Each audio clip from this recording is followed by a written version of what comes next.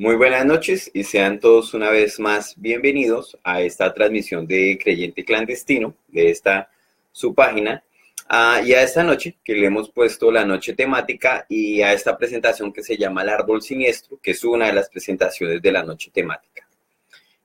Bueno, ya estamos por el capítulo 22, por decirlo así, ya ha sido un trayecto bastante largo. Si usted es nuevo en esto, para que no entre en confusión, le sugiero que empiece desde los primeros capítulos.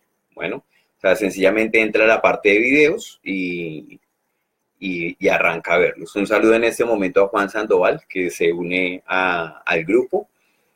Y bueno, pues vamos a empezar con esta presentación de hoy. Ya esta gráfica, algunos la habrán visto. Habíamos hablado ya de la primera parte de esa exposición, que se llama La raíz del mal. La segunda, que es la semilla del mal. La tercera, que fue las ramas del mal. Y prácticamente estamos en esta cuarta, que es el tronco del mal, los dueños del mundo. Pues prácticamente hablar de aquellas personas y aquellos rostros que están detrás de todo este poder. Bueno. Desde el tronco del mal, los dueños del mundo. Habíamos hablado que habíamos dividido esto como un árbol, porque tiene una semilla, o sea, tenía un origen. También saludamos a Zaira Reyes, que se une al grupo desde Bogotá. Saludes. Y habíamos visto como este tronco también tiene como unas capas. Entonces estamos tratando de mirar cuáles son las capas más profundas que encontramos en este tronco del mal. Bueno. Como la forma en lo que lo pude dividir, ¿cierto? Es que eso prácticamente tiene una corteza, que sería esto, que serían los reyes y la nobleza negra, de lo cual ya habíamos empezado a hablar la vez pasada, las familias de renombre, corporaciones, banca, y más adentro, cada vez que nos vamos internando más en ese mundo oculto, pues las cosas se ponen escalofriantes, por decirlo así.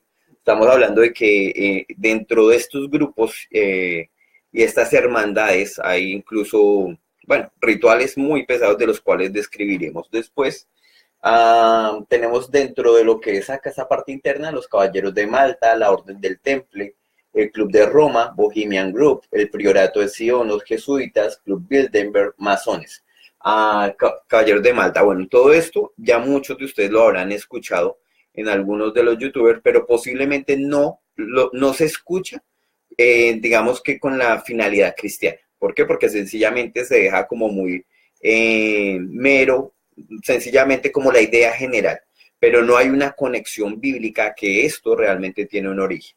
Bueno, más adentro vamos a encontrar la sinagoga de Satanás, los sionistas, las 13 familias Illuminati, y prácticamente el núcleo principal es la SS, no las nazis, pero sí es la simiente de la serpiente, de la cual se habla prácticamente desde el Génesis. Entonces digamos que estos personajes son los que controlan el mundo. Hay organigramas que otros autores lo hacen, y prácticamente el centro sería la parte alta de esta pirámide inacabada, que sería el Consejo de los 13, el Consejo de los 33 y el Comité de los 300. Bueno, también es una forma en la que se organiza cómo estas élites están en el poder en las partes más altas. Hoy vamos a tratar de terminar toda la parte de reyes, reinos, la nobleza negra y estas familias que están detrás, pero como hoy lo dije, hoy vamos a ver algunas de las caras y no las de siempre. Yo no estoy hablando de los Rothschild y los Rockefeller, que son los que les dan palo todo el tiempo en YouTube, sino que hay otras familias también aún más poderosas y más desconocidas, de las cuales nunca se les ha visto sus caras. Bueno, vamos a empezar con Mateo 4, 8 al 10. Dice: otra vez le llevó el diablo a un monte muy alto y le mostró todos los reinos del mundo y la gloria de ellos, y le dijo: todo esto te daré si postrado me adorares. Entonces Jesús le dijo: vete, Satanás, porque escrito está: al Señor tu Dios adorarás y solo a Él servirás. Prácticamente es supremamente interesante ver en esta parte cómo Satanás está ofreciendo algo que es de Él, ¿cierto? Que son los reinos, todos estos reyes, todos estos reinos, y se los está ofreciendo a Él, y prácticamente el Señor le está diciendo: yo estoy sobre todo eso. O sea, ¿sí? Bueno. Entonces, habíamos hablado ya de la nobleza negra. Empezamos, creo que ya 2 capítulos atrás, a hablar sobre esa nobleza negra. y habíamos hablado cómo esos personajes se habían asentado en Venecia, ¿sí? Hace bastante tiempo, y que venían prácticamente la nobleza babilónica, lo que se llamaba también la hermandad de la serpiente, de una forma misteriosa, los fenicios, que eran aquellos que tenían una super tecnología para la época, que eran prácticamente dueños y señores del mar, y toda la nobleza de los romanos, porque ya prácticamente los estaban dispersando, tenían que encontrar un refugio. Estos personajes llegan a Venecia, no solamente ellos, también detrás de ellos y después de un buen tiempo, llegan los házaros, y los házaros de este reino, de este país um, de Khazar, eran prácticamente aquellos personajes, ya habíamos hablado de ellos, cómo se volvieron al judaísmo por conveniencia. Eso lo hemos dicho en un capítulo anterior, pero no hemos tocado al fondo a estos personajes que son bastante interesantes, porque estos son los que, digamos que en Europa se difuminan y se hacen llamar judíos, ¿cierto? Porque se habían vuelto al judaísmo, pero su línea genética no viene de los semitas. Entonces no son semitas y no son judíos. Ya más adelante hablaremos de esto. Estos personajes, digamos que los fenicios y todas estas ramas que se sientan en Venecia, hacen todo lo que fue la banca, habíamos hablado ya de esto, y cómo esta banca aproximadamente en 1320 lleva a la miseria a Europa. Entonces ellos se habían apoderado ya prácticamente, ya habían endeudado a una cantidad de gente, se habían quedado con una gran cantidad de tierras, y todo era a través de la usura, algo que ellos sabían hacer muy bien, incluso desde la época de los fenicios. Bueno, habíamos hablado incluso de cómo esta nobleza negra también trató de infiltrarse en lo que era otro tipo de nobleza. Digamos que todo eso era muy, muy parecido, pero esta nobleza negra quería unificar las noblezas, digámoslo así. Entonces, habíamos visto la historia de Enrique VIII y cómo en 1530 se hace el intento de que su matrimonio se disuelva por unas, digamos que triquiñuelas de estos venecianos, y meten a esta mujer dentro de su matrimonio, la cuelan, que es Ana Bolena. Él estaba casado con Aragón, con Catalina de Aragón, y recordemos que lo que se estaba buscando era dividir tanto Inglaterra como España, que era una potencia para la época impresionante. Entonces querían dividir eso para meter Venecia ahí en medio a través de esta casta veneciana, de la facción veneciana, y lo lograron. De hecho lo lograron, ya habíamos hablado un poco de la descendencia de esta casta que era de los Tudor. Bueno, finalmente habíamos visto cómo se apoderan toda la facción veneciana, entra en lo que fue la banca, y lógico, siendo propietarios, dueños y señores del conocimiento de los navíos, también se toman los mares y todo lo que era tráfico de esclavos, todo lo que era tráfico de especias, mejor dicho, todo lo que tenía que ver con el mar para la época. Entonces se toman prácticamente lo que fue la Compañía Holandesa de las Indias Orientales y la Compañía Inglesa de las Indias Orientales. Fusionadas, prácticamente ellos toman el control de absolutamente todo. En ese momento saludo a Hernán Alberto Caicedo González y a su esposa, que se unen al grupo. Y bueno, en esta tónica prácticamente nosotros habíamos hablado de esto y habíamos visto algunas de los rostros de esta nobleza que nosotros desconocemos. O sea, nosotros pensamos que hay 2, 3, 4 reyes máximo, pero si realmente revisamos, hay de todas las regiones. O sea, es algo impresionante, pasando por los Windsor, que es una de las casas y de las familias más conocidas. Entonces hoy vamos a hablar un poquito de esas castas, de esas familias. Vamos, lógico, no podemos nombrarlas a todas porque son muchas. Estamos hablando que posiblemente esto pertenecen a ese comité de las 300 familias, que son bastante poderosas, y dentro de estas familias podríamos decir que salen aquellas familias que son de la descendencia Illuminati. Bueno, entonces en Europa, los van a nombrar acá, está la dinastía merovingia, la familia del Este, los Farnese, todos los que están en rojo son algunos de los que vamos a hablar, ¿ok? Los Farnese, los Savoy, los Waiting, los Wittelsbach, de los Capetos, Caetani, de Borgoña, Breckspear, Guleb, Orsini, Paravicini, la familia Gutenberg, Grimaldi, Colonna, Dessau, Sabelli, Trastamara, Avis, Braganza, de Sidi, Olderbund, Borgerse, Tudor, Habsburg, Hohenzollern. Bueno, perdonarán esa pronunciación. La familia Turn and Taxis, la familia Dobrandini, Somaglia, Sogu, de Orange-Nassau, la familia Hanover, la familia Liechtenstein, la familia Saxe-Gotha, la familia Torlonia, la familia Grossesborns, la familia Walberger, la familia Caradorberdi, la familia Thyssen, la familia Bernardone, la familia Oldenburg, la familia Quantum, la familia Windsor o la casa Windsor, que es toda la realeza de Inglaterra, y seguimos por la parte de América del Norte. O sea, toda esa parte era la parte de Europa. Y en América del Norte encontramos a la familia Morgan, los Warburton, los Chief, los Rockefeller, los Taft.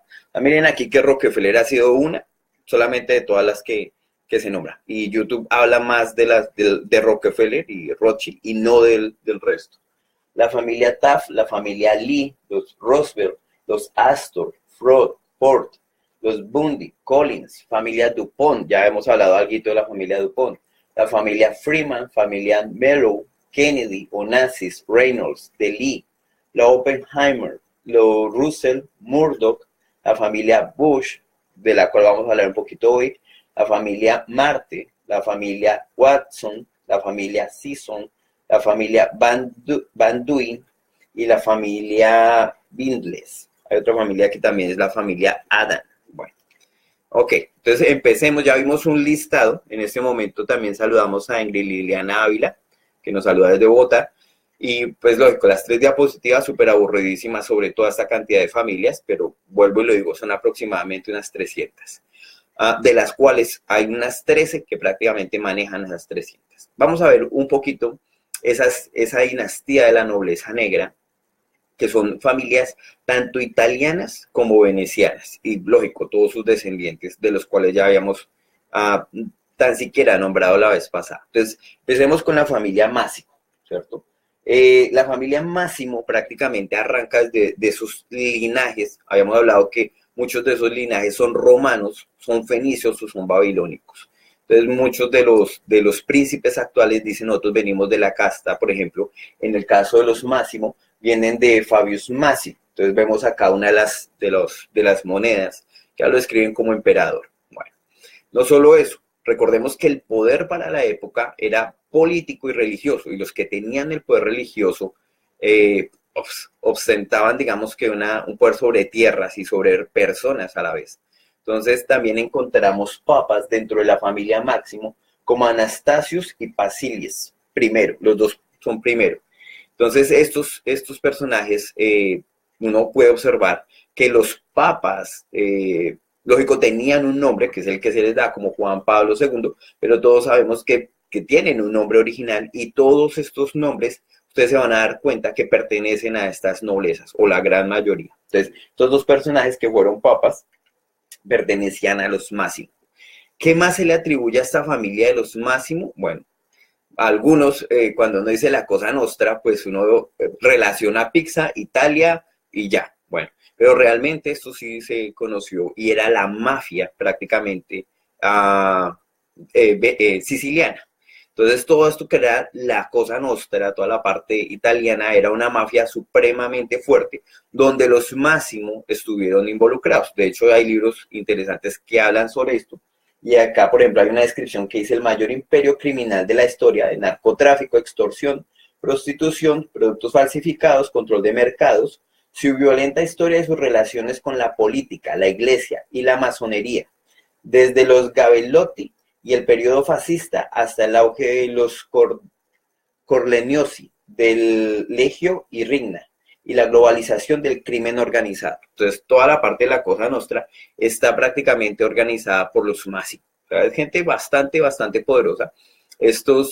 Digamos que estos cuentos que uno decía, bueno, esos eran Gans, o sea, toda la parte de gángster y todo eso que uno decía, ¿eso quedó en el olvido? No, señores, eso siguió, eso se modificó, evolucionó y aún se mantiene. Bueno, dentro de los Máximos encontramos a Carlos Máximo. Ya empezamos a ver algunos rostros de los cuales no teníamos ni la más remota idea, pero existen. Entonces tenemos aquí a Carlos Máximo, que él es prácticamente dueño y señor de todo este grupo que es la Orden de Malta, que son esos caballeros, por decirlo así, que están al servicio del Papa. Ellos han tenido sus ciertas discrepancias entre Vaticano y ellos, pues, digamos que ha sido una cuestión de poder.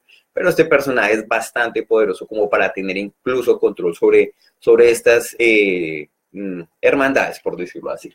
Bueno, de los máximos, esta familia también ha tenido una relación muy fuerte con los jesuitas. Ya hemos hablado un poco también de los jesuitas y digamos que ellos fueron ese brazo armado, ellos han sido, no les digan, no son como curitas, no, bajémonos de esa nube, no son curas y prácticamente fue un brazo armado del Vaticano que hasta el día de hoy se mantiene y todas las cosas las hacen bastante en secreto. Ellos, lógico, han tomado un poco el poder y el control de la educación y los máximos prácticamente han utilizado a los jesuitas para instruir dentro de sus instituciones. Entonces vemos acá, por ejemplo, el Liceo Gimnasio Máximo y este también que es un colegio de los más, de la élite prácticamente, de los máximos. Allá solamente estudia gente que vaya a gobernar o a ser políticos o este tipo de personajes de alta alcurnia, como solíamos decir. Entonces digamos que toda esta gente recibe una capacitación, de lo cual habíamos hablado en el poder educativo, como los jesuitas están en medio de esto, pero los jesuitas también tienen, digamos que, unos dueños, por decirlo así, y la familia Máximo, que viene de esta nobleza negra, es dueño de estos personajes. Ellos también, los Máximo, también son dueños y prácticamente son un brazo fuertísimo de lo que es el Comité de la Banca Internacional. Entonces, toda esta unión de bancos, que muchos son suizos, esos bancos intocables, que la vez pasada estaba hablando con un amigo, me hablaba prácticamente de estos bancos y cómo estos bancos tienen un poder donde todo el dinero del narcotráfico de México, de Colombia, todas estas cuentas que son, no es del narcotraficante, es de los señores narcotraficantes, que también son políticos, y algunos sabemos esos nombres, ejemplo, en Colombia, tienen sus cuentas con estos bancos y los máximo están encargados prácticamente de vigilar estas cuentas y que sean intocables. Entonces, por eso ahí no se mete ningún tipo de política, ningún tipo de gobierno. Entonces, es gente supremamente poderosa. Y tenemos otro personaje de estos, que es Fabricio Máximo, un rostro posiblemente que nunca habíamos visto, y él es prácticamente dueño, señor y encargado de lo que es la mafia siciliana. Entonces, muchas de estas mafias, vuelvo y lo digo, no quedaron en el olvido, sencillamente se transformaron y siguen actuando hasta el día de hoy, lógico, con todo lo que se ha comentado, como es la trata de blancas, y digamos que hubo una película que se llama Taken, que nombra un poquito cómo este tráfico de blancas está patrocinado por este tipo de personajes oscuros y cómo muchas de estas mujeres nunca se vuelve a saber de ellas. Entonces todo esto es acerca de la familia Máximo y su control sobre estas mafias sicilianas. Bueno, tenemos a otro Máximo, que es el príncipe. Todos estos son príncipes, incluso reciben los títulos, no los he dicho, pero son ejemplo, el príncipe Stefano Máximo, que es el cual es, y no lo digo yo, lo dice ya mucha gente, él prácticamente ha sido el que ha sido delegado, por decirlo así, de otros tipos de mafia, que fue la mafia de Chicago, la mafia de Nueva York y la mafia de Filadelfia. Entonces, hubo prácticamente, él fue el que está encargado en este momento, pero los máximos estuvieron encargados de todas estas mafias, y digamos que de cierta manera el presidente actual de los Estados Unidos, Donald Trump, él está untado de esto. ¿Por qué? Porque lo puedo decir de esta manera. Porque muchos de los edificios y de las cosas que él tiene fue gracias a tratos que hizo con estas mafias de Nueva York. Entonces todas las torres y los edificios y los chalets y todo este tipo de cosas fancy que él tiene pertenecen o fueron tratos que se hizo con este tipo de la mafia. En este momento saludo a Ingrid Sierra, que también se une al grupo. Bueno, entonces vayan viendo los rostros de estos personajes. Otra cosa también que se habla de estos Máximo es su alianza, una alianza fuertísima con lo que fue la Alemania nazi. De hecho, estos Máximo fueron los que nosotros, bueno, algunos conocerán que Italia, digamos que en este periodo de lo que fue la Segunda Guerra Mundial, se tomó una posición muy fascista también, conocemos acerca de esto, y lógico, ellos querían tomar un gran poder sobre esto utilizando a Hitler como herramienta. ¿Mm? Ese tema prácticamente es independiente y me tocaría tocarlo solo para hablar de cómo Hitler, por decirlo así, empezó a sacar a unos pseudo judíos, por decirlo así, de Alemania, que tenían a Alemania muy mal, pero que se terminó convirtiendo en una herramienta de los de esos pseudo judíos. Entonces fue prácticamente la Segunda Guerra Mundial fue judíos ricos matando judíos pobres. Lo voy a decir así de esa manera. Bueno, entonces los Máximos tuvieron esos tratos y prácticamente esa financiación en la Segunda Guerra Mundial. Entonces vemos cómo esta familia, la damos ahí, digamos que por terminar, es mucho más el tema. Yo al final de esto les voy a dejar una serie de videos de un investigador, Jorge Guerra. El hombre es interesantísimo, el hombre prácticamente expone todo esto con pelos, detalles y señales de absolutamente todo. Yo estoy dando sencillamente por tiempo una pincelada. La familia Orsini. Entonces, lo que yo pongo acá son los escudos de armas de estas familias y quiero que noten algo interesante, ¿cierto? Que es prácticamente la rosa y la serpiente. Entonces, muchas de estas familias, ellas saben de a dónde vienen, saben que sus castas posiblemente son babilónicas o que sus castas son fenicias o vienen de esa hermandad de la serpiente. Entonces muchas de estas personas no lo ocultan y lo ponen dentro de eso. Digamos que la ignorancia popular hace que no lo veamos. Bueno, los Orsini, ellos prácticamente se habla que esta viene de una dinastía Julio-Claudia. Entonces estamos pasando prácticamente por Augusto, por Tiberio, por Calígula, por Claudio, por Nerón, y digamos que ellos dicen venimos de acá y bueno, pues prácticamente sí se ha estudiado y se puede decir que sí es. Dentro de esta línea de los Orsini, volvemos a lo mismo. Mucho del poder de Venecia, de esta nobleza, de esta facción veneciana, tenía que ver y estar muy ligada con la parte religiosa. Entonces tenemos tres papas dentro de los Orsines, que fue Nicolás III, Celestino III y Benedicto XIII. Entonces, tres papas que eran de apellido Orsini, lógico, se les cambia el nombre, e incluso a esta casa de los Orsini, a esta familia de los Orsini, se les atribuye que sean dueños de la orden rosacrucista. Entonces, algunos dirán, alguna vez ya habíamos nombrado esta orden, y es bastante pagana, por decirlo así. Ellos tratan de hacer una mezcolanza entre lo que es cristianismo y lo que es misticismo pagano. Entonces, esta orden Rosacruz, por ejemplo, ya solamente podemos mirar las alas, como ese sol al lado de Ra, que se había incluso mezclado con esta parte de Nimrod como deidad. Y bueno, ya prácticamente viendo el símbolo podemos deducir qué tipo de prácticas hacen.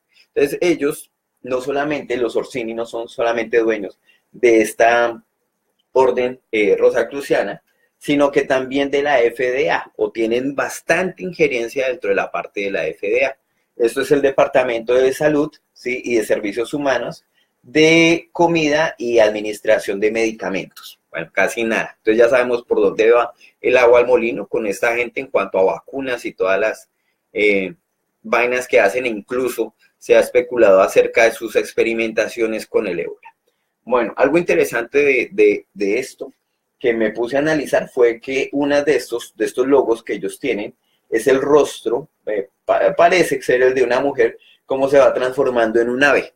Y eso sencillamente, eso ya es conclusión mía, de nadie más, me hace pensar mucho en la parte de Semiramis, ¿no? Sabemos que ellos toman muchos estos símbolos paganos y los utilizan dentro de sus instituciones. Entonces sabemos que hubo una mujer dentro de esa mitología que no es tan mítica, que era Semiramis, que se convierte en paloma. Entonces pienso yo que puedes hacer una pequeña alusión a eso. De todas maneras, acá encontramos el caduceo, el de Marte, las alas, las dos serpientes y el ancla. Más simbólico para dónde.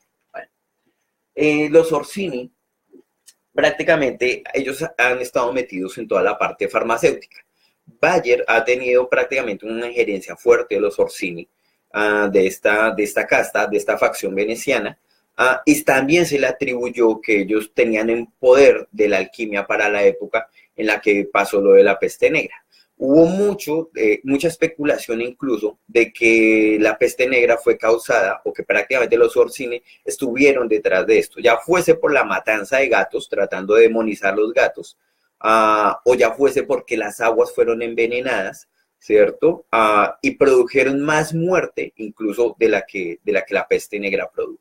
Entonces, eso es pura especulación, pero bueno, yo simplemente lo nombro. Entonces, tenemos aquí a otro príncipe, que es el príncipe Domenico Orsini, dueño señor también de algunas incluso corporaciones bancarias. Bueno, yo simplemente lo dejo ahí porque es gente bastante, bastante poderosa y que incluso, vuelvo y lo digo, algunos youtubers ni se arriesgan a nombrarlos. Ok, bueno. Vamos a pasar a la familia Farnese. Esta familia Farnese quiero que analicemos un momento la parte de los escudos de armas y nos damos cuenta que en la parte posterior del escudo de armas de ellos, que son estas flores de lis, que no es más que un tridente, existe lo que es la tiara y las dos llaves. Ya habíamos hablado incluso en el capítulo 1 de toda esta serie, habíamos hablado qué significaban estas tiaras, esta tiara, y las llaves, ¿no? Que eran de dioses paganos. Pero veamos cómo ellos prácticamente están fusionando todo el simbolismo del Vaticano, porque eso es el símbolo del Vaticano, el escudo del Vaticano, fusionados con la familia Farnese. Entonces, ya uno le da a entender que el poder que ellos tienen sobre el Vaticano es inmenso. Bueno. Dentro de la familia Farnese podemos ver, ejemplo, lo mismo, que Paulo III, que fue uno de los papas de la época, su nombre real era Alessandro Farnese, entonces son unos apellidos también bastante nombrados allá, e incluso en esta iglesia que es de Gesso en Roma, podemos encontrar en esta parte, ahorita que lo vamos a ver en otra diapositiva, cómo el apellido Farnese se mantiene incluso impreso en estas rocas, mostrando que ellos son dueños y señores de esto. En esta partecita de abajo está la parte de los jesuitas. Entonces digamos que los jesuitas fueron ese brazo armado, pero que se prestaron entre estas familias. Muchas familias fueron dueñas de estos peoncitos que eran los jesuitas, pero ellos a su vez también escalan una posición bastante fuerte. Y bueno, son peones, pero a la vez digamos que son reyes. Estos son los Farnese. Aquí tenemos una imagen más cerca de esta iglesia. Vemos acá el logo de los jesuitas y vemos acá Farbesis, o que se podría decir que es Farnese. La traducción hacia el español del italiano sería la familia Farnese. Bueno, la familia Farnese no solamente contenta con sus palacios y sus cosas y, bueno, sus grandes castillos, tiene una fortaleza que es la fortaleza Villa Farnese. Es este gran, digamos que edificio o fortaleza, toda la villa que está acá les pertenece a los Farnese. Pero lo interesante es lo que se hace al interior de esto. Prácticamente al interior de esto se firman papeles y se tienen actas, bueno, digamos que tienen un poder inmenso y que incluso le incumbirían a la parte de los Estados Unidos este tipo de actas. Bueno. Dentro de los Farnese ya hemos visto el logo de ellos, de estas dos llaves y todo eso, se les atribuye también un poder sobre la banca, y la banca de la UBS, una banca bastante fuerte, que tiene una sede principal en Suiza, y ya habíamos hablado de esto, gente intocable, o sea, esas cuentas no se tocan, y es esa gente que ha llegado a un máximo poder vendiendo su alma al diablo literalmente, para mantener sus dineros acá, salvos de cualquier circunstancia gubernamental, por decirlo así. Entonces vemos cómo estos símbolos vuelven a repetirse. Vemos acá estos dos caduceos, las alas, las serpientes, haciéndonos como referencia a esa hermandad de la serpiente babilónica, o a Marte. Ya hemos hablado incluso de este personaje, cómo era un dios o el patrón de los ladrones. Súper chistosa esa cuestión, ¿no? Porque también era símbolo para la medicina. Entonces, que era el patrono de los ladrones o del latricinio, que era prácticamente robar el heraldo público. Entonces tenemos aquí tres llaves, que es este icono, me pareció bastante interesante porque mi pregunta es, las dos llaves pertenecen a la parte del Vaticano. ¿Será que esta tercera llave pertenece a esa familia diciendo yo también soy poderoso en esto, o sencillamente está haciendo una referencia al fascio. El fascio, ya más adelante lo vamos a ver, que era una unión de elementos como unas varas representando el poder de la unión de esas familias. Entonces, posiblemente más iconos no podemos encontrar en este lugar. Bueno, desde los Farnese tenemos también que hablar que ellos a través de la historia se fueron fusionando y hubo una fusión entre los Borbón y los Farnese. Entonces encontramos aquí las dos familias, los dos logos, y a veces uno diría, bueno, pero es que en la actualidad encontrar el apellido Farnese es muy difícil. Bueno, pues como hubo esta fusión, entonces podemos encontrar son apellidos Borbones. Entonces esto pasó cuando Felipe V de Borbón e Isabel de Farnese unen estas dos familias y generan prácticamente este hijo tan guapo que se llamaba Carlos III de España. Entonces, digamos que la familia y la casta Farnese que se une con los Borbón terminan siendo los Borbón. Bueno, dentro de estos Farnese, esta línea, esta casta de los Farnese, encontramos al príncipe, esos son príncipes, al príncipe Carlos Borbón dos Sicilias. Dos Sicilias, o sea, prácticamente nos está diciendo de dónde viene esta cuestión. También un personaje que tiene mucha influencia sobre los jesuitas o sobre esta compañía de Jesús, y recordemos, vuelvo y lo digo, es un brazo armado que se ha utilizado para algunas cochinadas, por decirlo así, que si necesitamos desaparecer a alguien. Entonces, ahí pueden estar presentes estos personajes. Entonces, digamos que este príncipe, Carlos Borbón dos Sicilias, tiene unos tratos con estos personajes e incluso con estas familias de la realeza saudí. Entonces, por eso los Borbones, y si ustedes van a revisar toda la parte de esta casta, tiene una relación muy, muy, muy fuerte con la realeza saudí. Ahí ustedes solamente chequen en internet y se van a dar cuenta que esto sencillamente nos está botando un chivatazo de las cosas que van a pasar a futuro. Bueno, la familia Paravicini o Pallavicini, se le dice más como si fuese una R, Paravicini.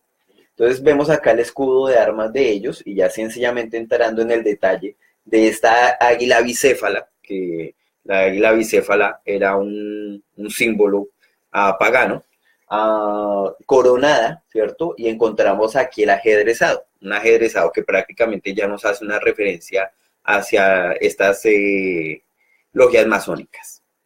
Bueno, los Pallavicini o Paravicini también tienen una fuerte injerencia con estos personajes de los cuales ya habíamos hablado, y aquí encontramos, por ejemplo, en uno de los castillos que ellos tienen, esta águila bicéfala, vemos ahí una representación de su escudo de armas.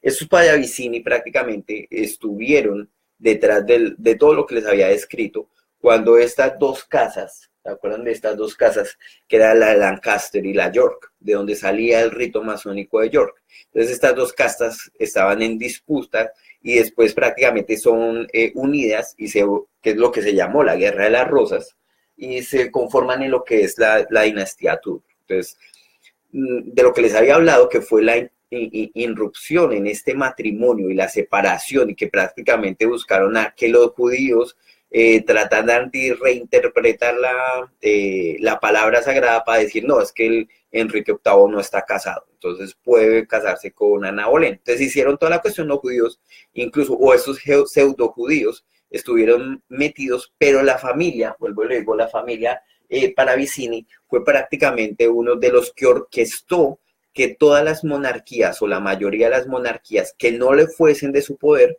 tuviesen que ser infiltradas. Encontramos aquí a Giancarlo Paravicini, un rostro de los cuales posiblemente no somos muy familiares, pero que estuvo involucrado en toda la parte de la perestroika. Cuando estamos hablando de perestroika, hablamos de esa caída prácticamente funesta del comunismo, y que fue prácticamente metiendo un capitalismo muy voraz dentro de esta corriente comunista. Entonces, digamos que nos damos cuenta cómo esta familia dentro de las sombras, ellos manipulan la política, incluso para la caída de sociedades como la comunista o esa Rusia comunista. Bueno. Encontramos otro personaje que se llama Yaya Sergio Paravicini, del cual tampoco uno tendrá mucha idea, pero este personaje es bastante fuerte en la parte religiosa, ¿sí? Entonces, él prácticamente está metido con el Comité Interreligioso por la Paz. Vemos acá cómo tiene un saludo con el Papa y todas estas congregaciones, todo ese tipo de uniones religiosas, el hombre está metido ahí, es de la familia Paravicini y es prácticamente voz y voto en muchas de las decisiones que se toman a raíz de o que salen de estas partes, que es como tratar de unir todas esas religiones. A mí me suena un poco a ecumenismo, que es esta parte de unir todas las religiones, y para los que son cristianos sabrán y ya estarán montados un poco más en el tema, que detrás de esto hay algo más, ¿no? O sea, uno dice, detrás de todo esto viene la antesala para el Señor de ellos. Ok, en este momento saluda a John Bernal y buenas noches para él también, saludos desde Bogotá. Bueno, entonces, de este personaje se habla bastante, pero digamos que lo voy a dejar ahí, por lo mismo, porque digamos que ya llevamos media hora y queremos seguir avanzando. Bueno, de los Paravicini también tenemos dos príncipes, Siguieri Díaz de la Victoria Paravicini, que es el personaje de aquí arriba, y tenemos a Moroelo Díaz de la Victoria Paravicini. Son dos príncipes de prácticamente un poder impresionante, ¿sí? Banca y todo lo que ustedes quieran incluso la parte de la farmacéutica con esta Rota Farm es prácticamente de esta familia y se mueve bastante en Europa. Entonces el poder que ellos tienen en esa parte, no solamente en la parte de Italia, sino en la parte europea, incluso sus tentáculos alcanzan a llegar a las partes, digamos que de América. Bueno, pues estas familias, y ya vemos los rostros, esas familias son las que son descendientes de estos linajes de los cuales hemos estado hablando, y digamos que de esta forma vamos uniendo esos dos mundos, ¿no? De los que venían de los babilónicos, cómo se volvieron reyes sacerdotes, después ya siguen siendo príncipes, por decirlo así, pero nunca han soltado el poder que agarraron. La familia Colonna. La familia Colonna, veamos el escudo de armas nomás, y veamos que los que han seguido todo esto pueden deducir quién es este personaje que está arriba. O sea, los que han seguido todas las charlas pueden saber que este personaje, que es una mujer que es mitad pez, es sencillamente Derceto, la mamá de Semiramis, una sirena, lo que se llamaría míticamente. Entonces vemos otra vez nuevamente la águila bicéfala y la columna. Habíamos hablado alguna vez de esas dos columnas, en este momento es una, de las que los masones hablan que los cuatro hijos ponen todo el conocimiento. Estas cuatro descendencias de Caín ponen todo el conocimiento sobre estas columnas para sobrevivir el diluvio. Entonces es posible que tome el nombre de columna. Bueno. Entonces, ¿ellos qué dicen? Que los columnas prácticamente vienen de toda la descendencia o toda la dinastía de Julio Claudio. Entonces vemos a Tiberios, Calígula, Claudius y Nerón. Entonces toda esta descendencia, vemos que habíamos dicho que toda esta nobleza romana, muchos de los descendientes saltaron a Venecia y prácticamente de ahí agarra toda la nobleza veneciana, y vemos cómo los Colonna no son la excepción a esto. Dentro de los Colonna yo creo que podemos diferenciar a este personaje que fue funesto, lo voy a decir en esa palabra, posiblemente no tengo más palabras para describirlo. Llega a las Américas o a este hermoso continente prácticamente a destruirlo todo y a traer su gente y a imponer muchas de las cosas que hasta de hoy en día tenemos secuelas y cicatrices de todo lo que este personaje dejó. Bueno, ¿quién es? Prácticamente se le conoce como Cristóbal Colón o Christopher Columbus, ¿sí? Por eso su nombre se deriva de dos cosas, ya sea de columna o de paloma.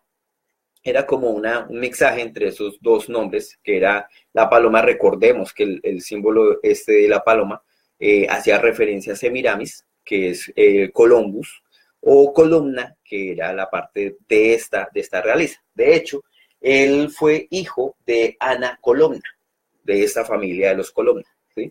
E hijo también de este personaje que era el príncipe di Taranto, ¿sí? es el príncipe Orsino. Entonces ellos dos prácticamente tenían esta genealogía, sacan a este personaje y él fue financiado en gran parte por la casa Doria, esta casa también italiana, genovés, que le bota bastante dinero para que él haga su expedición. Mucho de este dinero prácticamente España no lo ve, porque todo este dinero fue, o sea, todo lo que ellos trajeron de allá, prácticamente él es leal a sus castas. Entonces, todo lo que se dice que él trajo a España y que España se enriqueció, sí, pues lógico, tuvo parte de la mordida, pero mucho de él era prácticamente estas noblezas. Entonces, estas noblezas oscuras y reptiloides, por decirlo así, él prácticamente trajo el dinero para ellas, todo el poder y todas las tierras que siguiesen siendo para esas noblezas. Bueno, de Columna o de este personaje quedan algunas secuelas, ejemplo como esto, que son los caballeros de Columbus.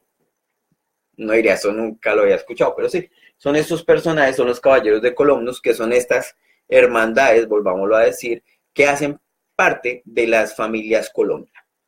Entonces, ¿qué son estas familias? Bueno, dueñas, señores y de lo que son mafias. Volvamos a decir, las mafias italianas tienen poder, tienen injerencia sobre esto. Muchas de estas familias se pelean entre ellas mucho poder. Bueno, vamos a ver aquí algunos de los movimientos, de los símbolos, que es el fascismo, ¿cierto? El fascismo, estas corrientes políticas que fueron fuertes para la época.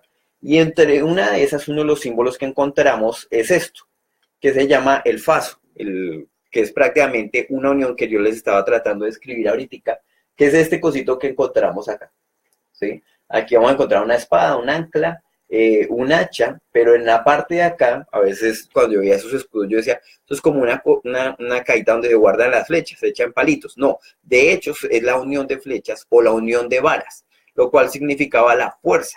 Entonces decían prácticamente que una vara era fácil de romper, pero poner varias barras era muy difícil de romper. Entonces, ese icono, por decirlo así, se tomó para lo que fue el falangismo y para lo que fue el fascismo. Y lo vemos acá representado. Entonces, mucho de esto representa ese fascismo, esas varitas, pero no es diciéndoles que ustedes como pueblo se van a unir con nosotros para hacer como que el pueblo unido jamás será vencido. No, señores, no es así. Ellos lo que representan con estas varas es la unión de estas familias para ser inquebrantables. Bueno, ¿de dónde se toma ese fascio romano? Bueno, entonces lógico, sale de la parte de Roma, que eran estas barritas. Podemos también encontrarlo como el poder del destino sobre las naciones. Podemos encontrarlo también como los Rothschild, que es el poder sobre el dinero de las naciones, que pasan a ser como unas flechas, o como el falangismo, que también representan esas flechas. Aquí hay una descripción de cada una, pero vemos cómo esa unión era un símbolo que utilizaba el fascismo y relacionamos de esa manera algo del fascismo con la familia Colonna. Lo que había dicho anteriormente, muchos de esos tentáculos llegan incluso a Estados Unidos. Aquí encontramos este se llama como el monumento, el Memorial Lincoln, creo que es este monumento, pero encontramos acá el fascio, que es ese grupo de varitas que representa eso, que es como esa hermandad inquebrantable entre todas esas familias. Bueno, entonces que hemos tenido eso, pues bueno, ya sencillamente miremos cómo está representado en varios países y Colombia, pues lógico, no es la excepción. Cuando fue la República de Colombia, el fascio apareció dentro de eso y en muchas de las países latinoamericanos se van a dar cuenta que muchos de nuestros escudos antiguamente tenían ese fascio. Entonces, fascio, fascista, ya sabemos por quién estamos gobernados desde hace 500, 600 años atrás. Estamos gobernados por una élite que no ha dejado el poder. Bueno, entonces sigamos con esto. Desde la familia Colonna también sabemos que están aquí puestos en New Haven, la parte baja de Nueva York. Ellos tienen prácticamente su propio edificio, que es de los Caballeros de Columbus. Ellos tienen su propio edificio, tienen incluso un museo y su propia universidad en New Haven, en esta parte. De una forma interesante y haciendo una digamos, que añadiendo un tema acá, en este lugar, en New Haven, se encuentra la Universidad de Yale. Esta Universidad de Yale, algunos la habrán escuchado porque ha sido prácticamente un icono de lo que se llamó esta hermandad de Skull and Bones. También fue honestísima y posiblemente hablaremos de ella ahorita en cuanto a la familia Burch. Entonces simplemente lo quiero dejar ahí para que se den cuenta cómo muchas de estas familias están relacionadas entre ellas y este símbolo del fascismo, de este poder gobernante y unificador de estas familias se representa a través de esto. Bueno. Dentro de la familia Colonna vemos rostros que posiblemente no diferenciamos como este de Jerry Colonna, que es, no voy a decir que propietario, pero tiene una mano bastante fuerte dentro de lo que es JP Morgan. Y JP Morgan, pues algunos ya sabemos prácticamente que este apellido es de poder.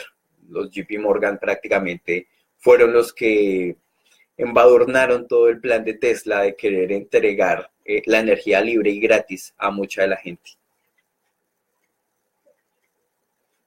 Entonces, necesito que alguien me confirme si se cayó la transmisión.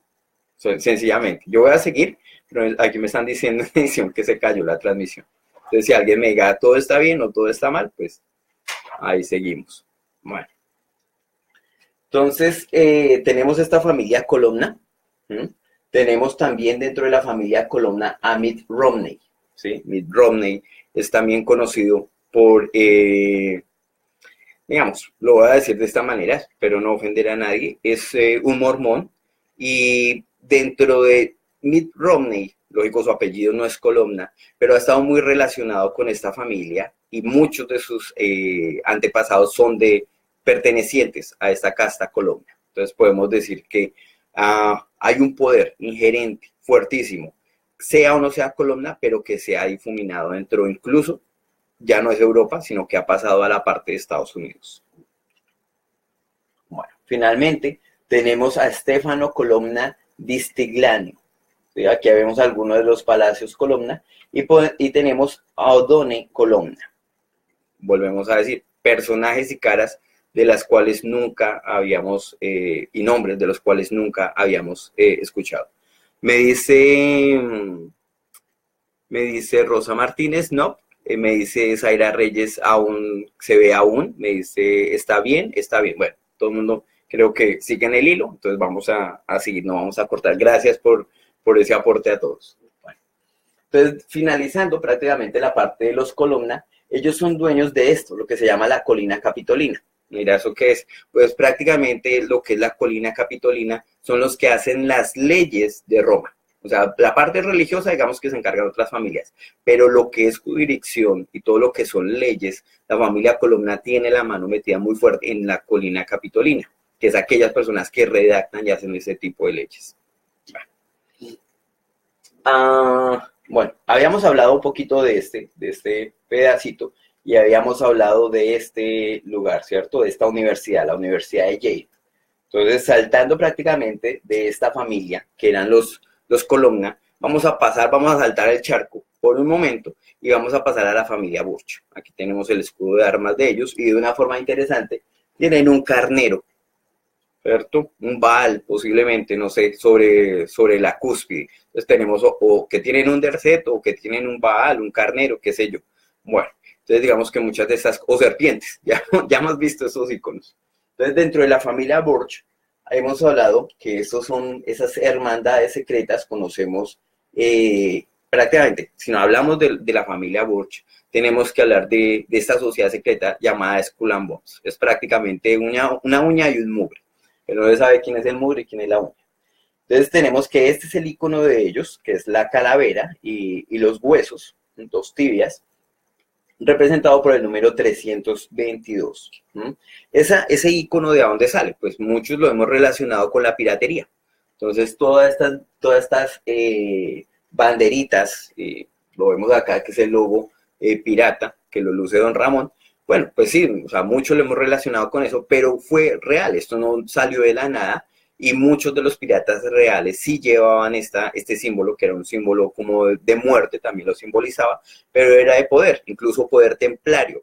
Nadie se metía con un barco que tuviese este símbolo, porque incluso los templarios utilizaban este símbolo dentro de sus navíos. Uno de los piratas más famosos es Sir Francis Drake. Aquí vemos como Isabel I a él lo corona o le da el nombre de Sir, pero para mucha gente este personaje no era un Sir, era un pirata. Entonces prácticamente estamos hablando que se estaban expandiendo estas compañías que eran de las Indias orientales y tenían un poder sobre el mar. Entonces, si alguien quería montar competencia, recordemos que los fenicios eran muy bravos en la cuestión del mar y de sus navíos y de hacer guerra en alta mar.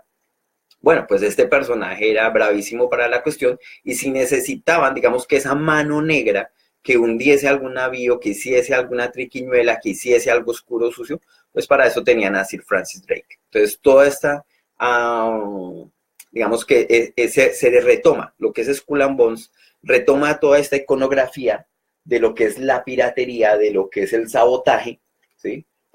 Por medio de esta bandera. El 322, que es parte de esto, ¿de dónde sale? Sale de la fecha de la muerte de Demóstenes.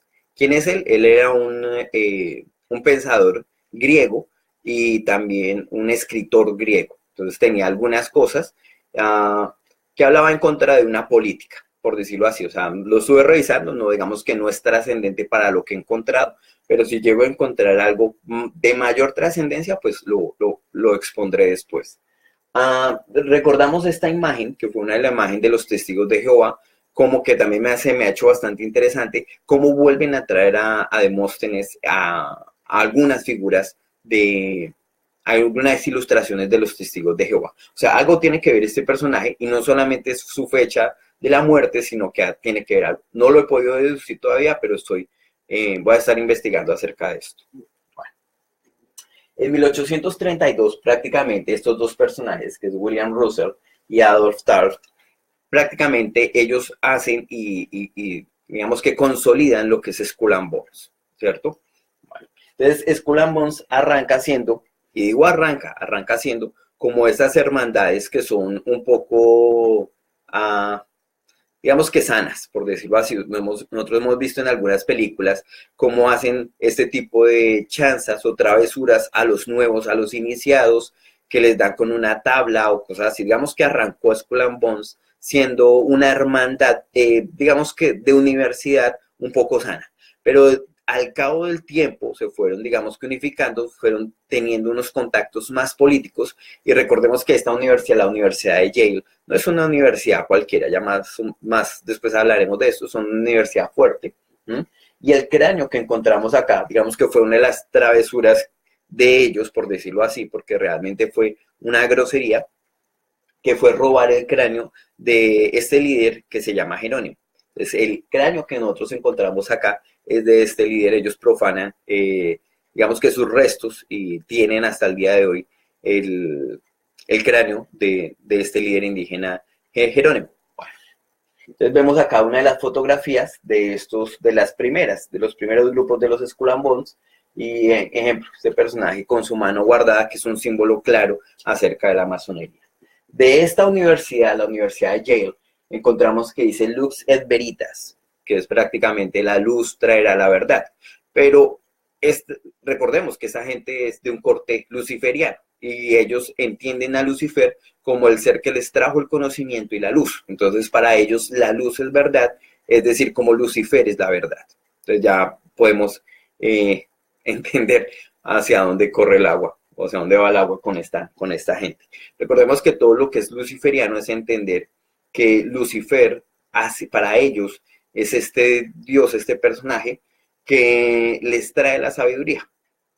Bueno, yo lo dejo así porque son las creencias de ellos. Bueno, ¿que hay objetos? Claro, hay objetos, ejemplo, como los anillos, los pendones, más anillos que los relacionan directamente con la masonería, y ritos de York o los ritos escoceses.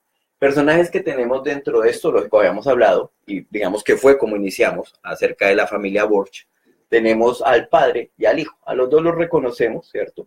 Tenemos también a John, Kerry, que también fue miembro de los Skull and Bones, ya George Bush, también miembro de los Skull and Bones.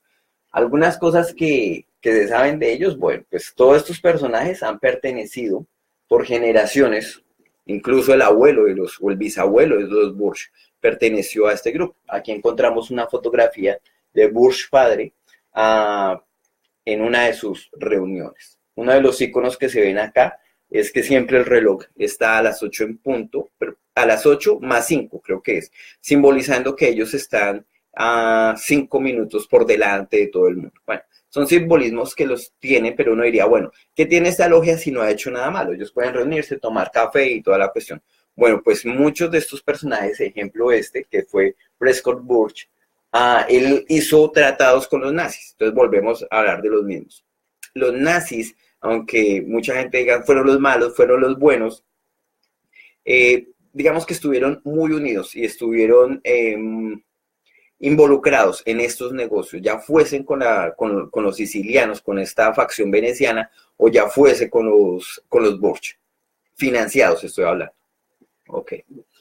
Entonces, bueno, dejémoslo ahí. Y aquí tenemos, ejemplo, algunos de estos símbolos que no solamente pertenecen a todo lo que es la familia Bush, sino, por ejemplo, aquí tenemos un kepis que pertenece a los nazis. Vemos que la parte, lo que era el cráneo y las dos tibias fue un ícono que se esparció incluso sabiendo que pertenecía a este tipo de logias. Bueno, los Bush han dejado su legado, un legado de muerte. Entonces vemos acá al padre, al abuelo, al hijo y al nieto.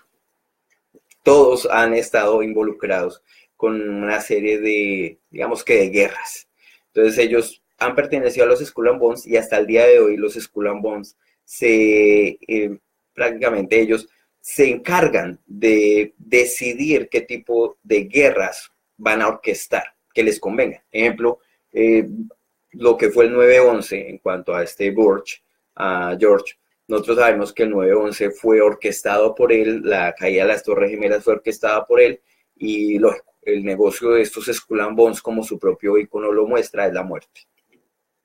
Entonces, ejemplo, Harvard, Yale y todas estas universidades tienen los mismos íconos, y hasta el día de hoy todas estas élites de poder político se han reunido en una isla que se llama la Isla del Venado.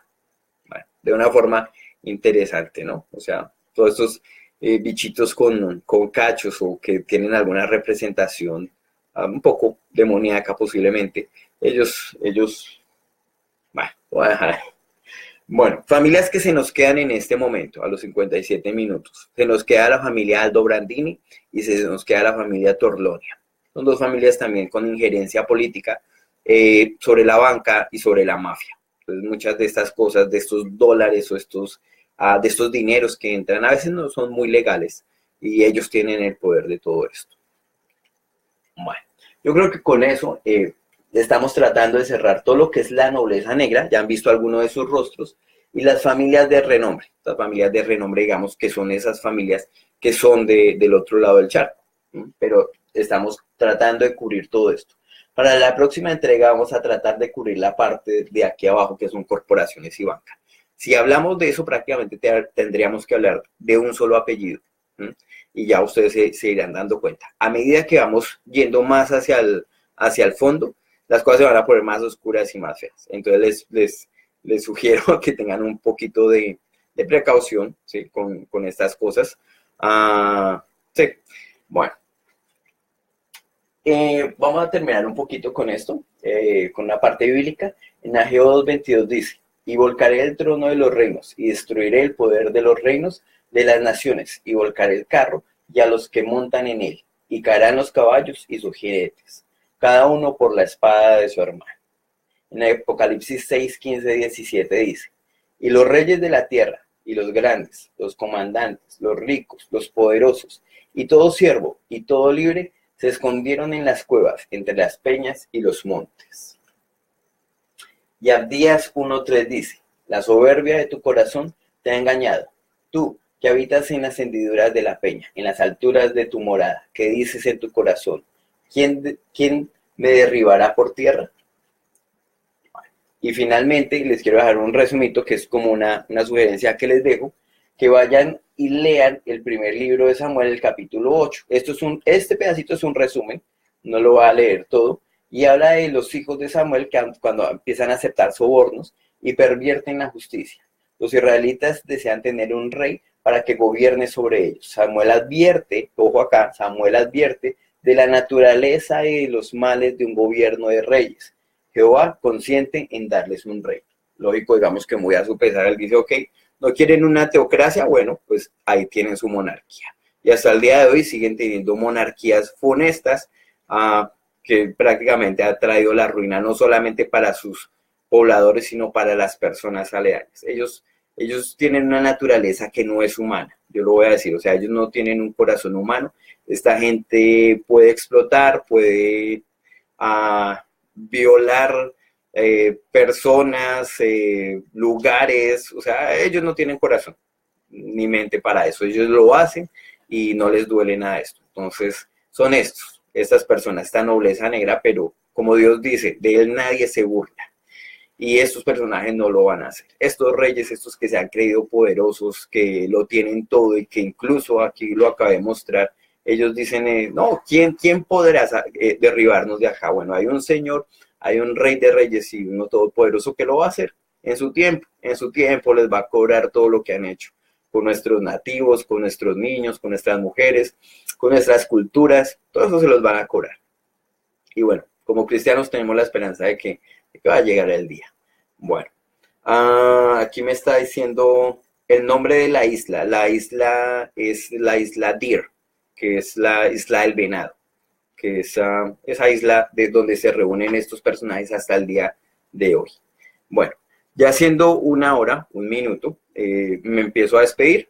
No sin antes agradecerles a todos los que se han unido esta noche a Creyente Clandestino y a esta que es la noche temática en este programa que hemos titulado El Árbol Siniestro. Bueno, aquí creo que me van a preguntar algo más de edición, entonces regálenme un momentico más. Nelson, que saludes a Nelson. Bueno, no lo había visto.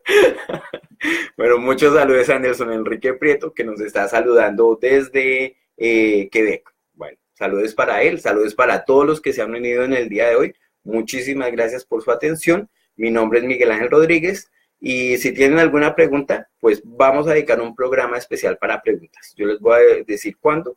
Sencillamente yo me voy a sentar acá y ustedes se van a sentar allá a hacer las preguntas y pues con el favor de Dios, si Él lo permite, vamos a tratar de contestarlas. Bueno, nuevamente mi nombre es Miguel Ángel Rodríguez, les agradezco mucho por su atención y nos vemos el próximo domingo. Si no hay fiesta, nos vemos el próximo domingo por este mismo canal, Creyente Clandestino, y una feliz noche a todos. Hasta luego.